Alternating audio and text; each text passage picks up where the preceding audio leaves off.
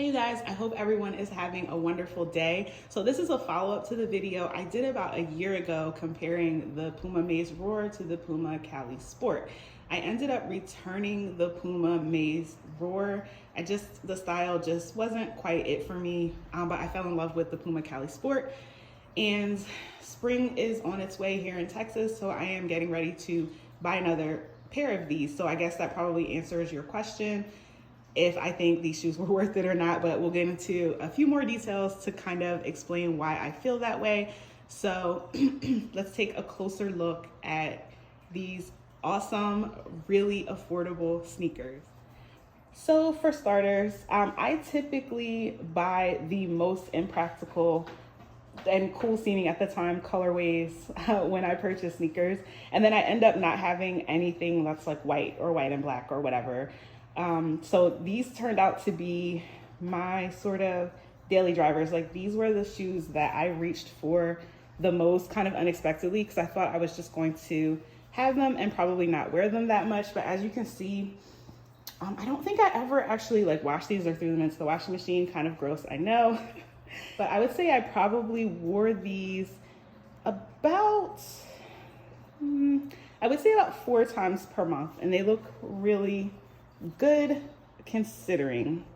Something I said in my initial impression of these shoes is that I did not think they would crease, especially like in the toe area. Now, I was wearing these definitely a whole lot, and you will see that there are creases here and all around this area, a little bit on the side of the shoe. So with this being so sort of firm as it is, you'll definitely notice that or see that on a new pair. I just believe that the shoe would not be very flexible. In the beginning, it wasn't, but as the shoes sort of got to be broken in, it became a lot more flexible in that area, which wasn't necessarily a bad thing.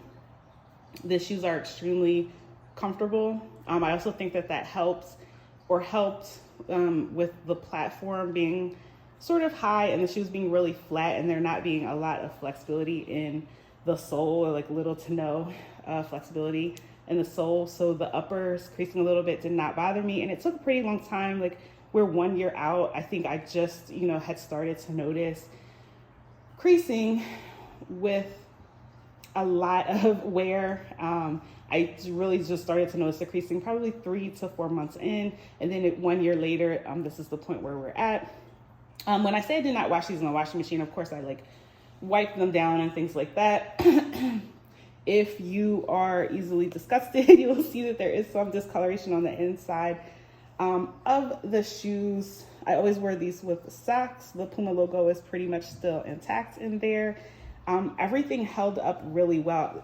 These were I paid $40 for these shoes. I mean, what more can you say?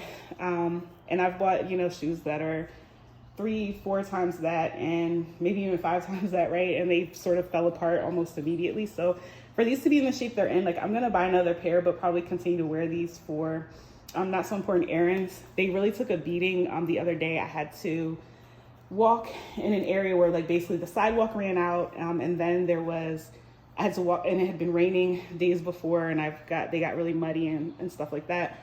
But even the dirty parts, these were really like muddy up to here. It came off pretty well. I think if I had been a little more aggressive with these, I could have gotten them cleaner. And that's something to think about too. Like, if you're one of those people that you're like, hey, I've got $40 to spend and these shoes have to last, these are definitely a good candidate for that.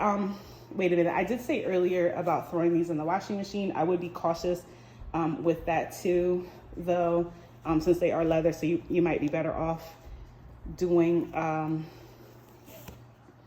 doing something with cleansers where it's not submerged in water. Look at the tongue here. It's a little bit of like peeling in the Puma logo, and probably because I always double knot the laces, and I double knot them really tight. But yeah, these shoes are in amazing condition. I'm showing you this here. Nothing that I'm overly concerned about. This will be that pair that I just schlep around in, right, for quick errands, or you know, whatever, but I will definitely get another pair of these. I did notice like a little yellow on all the laces. Nothing that you can't live with for 40 freaking dollars, y'all. These shoes are extremely cute. They have a lot of variations of these now. I was just on the Puma website looking at the Cali Dream, I believe it's called. So if I get those, I'll do a review on those. I really hope that this helps someone. Again, there was pretty much no wearing of the sole. How to style these guys, quite simply, I say this like every video that I do a review of shoes. I wear them with everything that I wear, whether it's dresses, you know, they're sneakers. I don't know why it's become this big thing of like how to style things. Oh,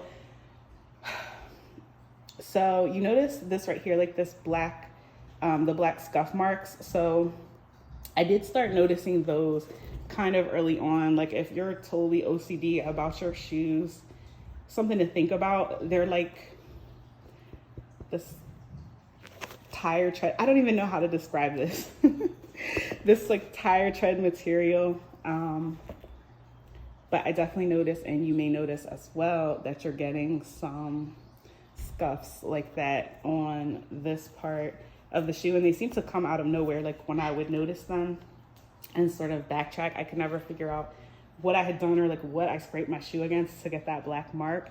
But overall, I dogged these shoes and they held up to the test, and I highly recommend them. I can't wait to get another pair. I hope this helps someone. Bye.